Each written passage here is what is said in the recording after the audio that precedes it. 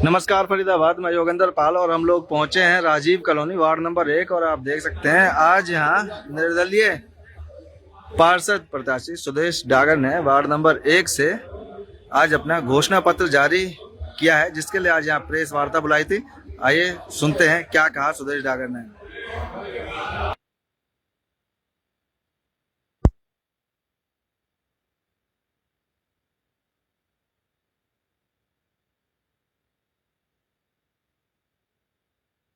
जो टाइम निकाला है मेरे लिए, उसके लिए आप सभी का बहुत बहुत धन्यवाद। आप जैसा कि सभी लोग जानते हैं और मैं वार्ड नंबर 1 का प्रत्याशी हूं, निर्दलीय उम्मीदवार। मेरा जो चुनाव चिन्ह है वो गैस का सिलेंडर है।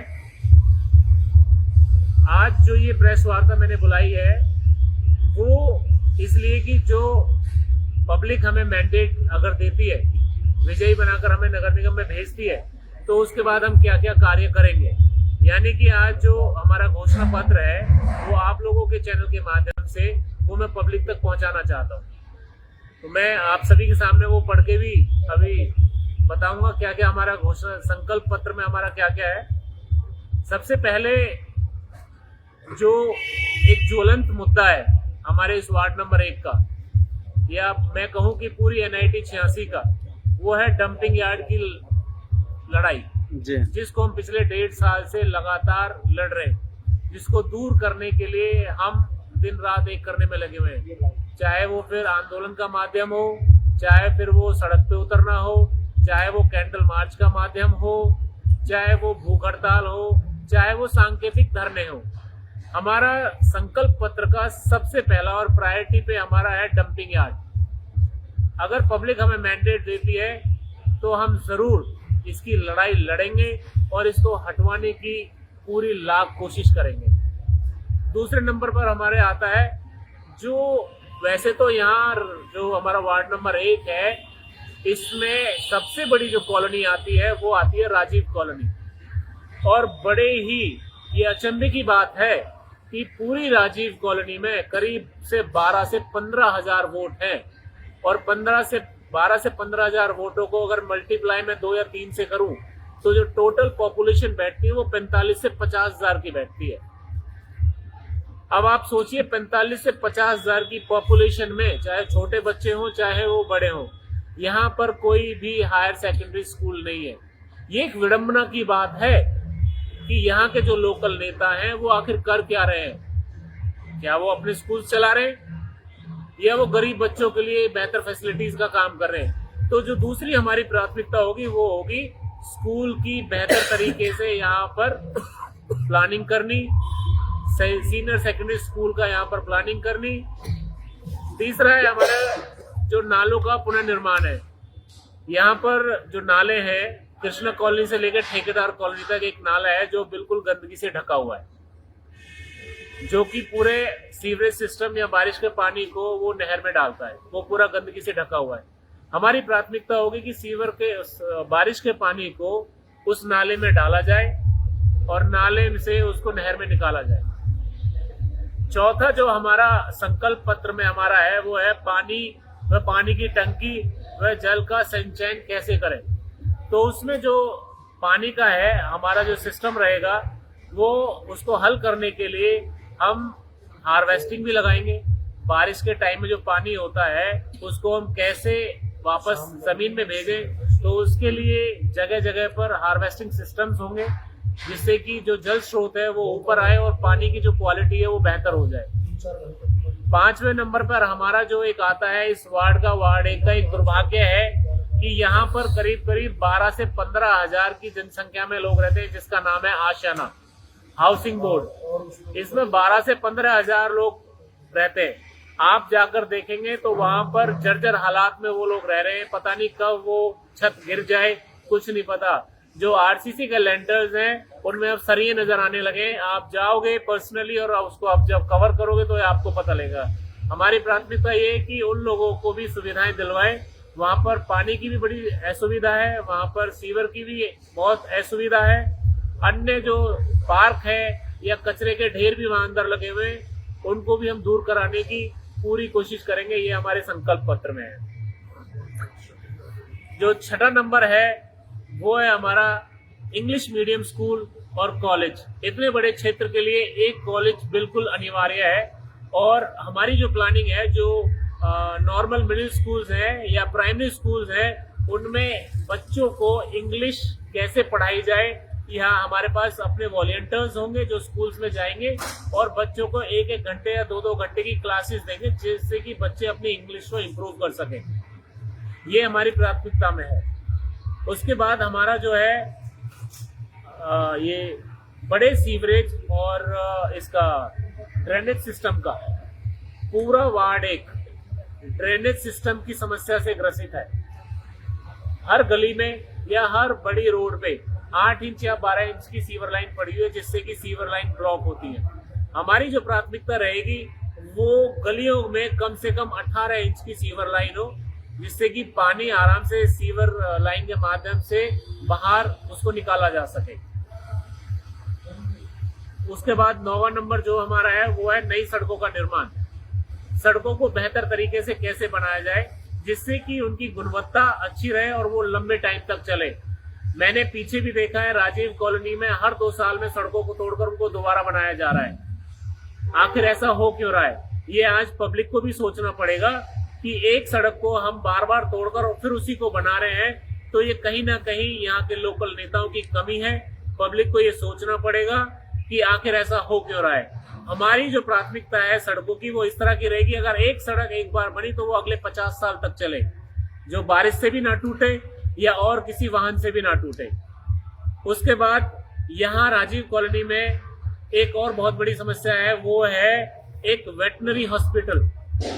देखिए मैंने देखा है राजीव कॉलोनी या इसके आसपास के क्षेत्र में बहुत सारी ऐसी संस्थाएं हैं जो पशुओं के लिए काम कर रही है और उन संस्थाओं ने यहाँ के लोकल नेताओं से कई बार गुहार लगाई है कि हमें एक वेटनरी हॉस्पिटल चाहिए जिससे गाय भैंसों का जो इलाज प्रॉपर तरीके से हो सके, लेकिन इस पूरे क्षेत्र में कोई भी वेटनरी हॉस्पिटल नहीं है। हमारे ये संकल्प पत्र में है और अगर हमें पब्लिक मैंडेट देती है तो अवश्य हम इस पे काम करेंगे और एक चिकित्सालय का निर्माण कराएंगे। उसके बाद 11वें नंबर पे हमारा ऑक्सीवन परियोजना। देखिए जैसा कि मैं ऑलरेडी आपको बता चुका हूं कि हमें जो एक सौगात में डंपिंग यार्ड दिया है, हमारी प्राथमिकता है कि हम उसको हटाएंगे और इसके लिए लड़ते रहेंगे और अभी भी हमें उसका प्रयास है, हम लड़ रहे हैं उसके लिए। ऑक्सीवन मैंने इसलिए बोला क्योंकि हमें ऑक्सीजन की बिल्कुल आवश्यकता है। आज हम ऐसे क्षेत्र में रहे हैं जो पॉल्यूशन से बिल्कुल ढका हुआ है, उसके लिए जगह जगह पेड़ लगवाना, रोड साइड पेड़ लगवाना, जहां गलियां भी चौड़ी है वहां भी पेड़ों की आवश्यकता है, वहां भी हम पेड़ लगाएंगे। जहां हमें जगह खाली मिलेगी जो कि सरकार से संबंधित जगह होंगी वहां पर हम ऑक्सीवन लगवाएंगे। ये हमारी प्राथमिकताओं से है। एक हमारा 12वें नंबर पे है सामुदायिक भवन में बैंक्वेट हॉल। हमारा ये विचार है इस पूरी राजीव कॉलोनी में वैसे प्राइवेट बैंक्वेट हॉल तो बहुत सारे हैं, लेकिन कोई सामाजिक बैंक्वेट हॉल नहीं है जिससे कि एक गरीब आदमी अपनी बेटी या बेटा का विवाह कर सके। तो हमारी ये प्राथमिकता रहेगी कि कम से कम 2.5 से 3 एकड़ में एक ऐसा बैंक्वेट हॉल बनाया जाए जो बिल्कुल फ्री सेवा बेटी और बेटों के लिए दी जाए कि वो अपने बच्चों की शादियां वहां करा सके। 13वें नंबर पर है हमारा जो कॉलोनियां यहाँ बसी जा रही है या बसाई जा रही हैं, हमारे लोकल नेता ये कहते हैं कि ये अप्रूव ही नहीं है। हमारी ये संकल्प पत्र में और ये प्राथमिकता है कि हम सरकार के माध्यम से पार्षद चुनने के बाद उन कॉलोनियों को अप्रूव कराएंगे और उनमें जो कार्य होने, चाहे वो सीवर लाइन है चाहे वो रोड है, उनको जल्द से जल्द पूरा कराएंगे। ये हमारे घोषणा पत्र के जो कुछ चंद हमारे पास थे वो मैंने आपके माध्यम से पब्लिक तक पहुंचाए हैं।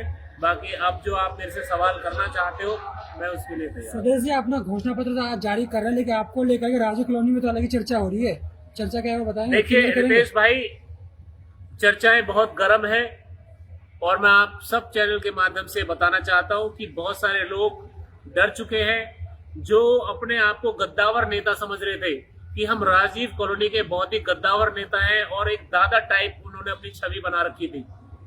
मैं वास्तव में आपको बता रहा हूं, पब्लिक इनको सबक सिखाने का काम करेगी।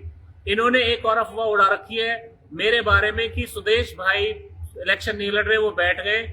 मैं आपके चैनल के माध्यम से डंके की चोट पर ऐसे नेताओं को ये बोलना चाहता हूं कि मैं 1 से लाख तक इलेक्शन लड़ रहा हूं और हर एक डोर तक जाऊंगा, हर एक दरवाजे तक जाऊंगा, पब्लिक का दरवाजा खटखटाऊंगा और झोली फैलाकर उनसे वोट मांगूंगा।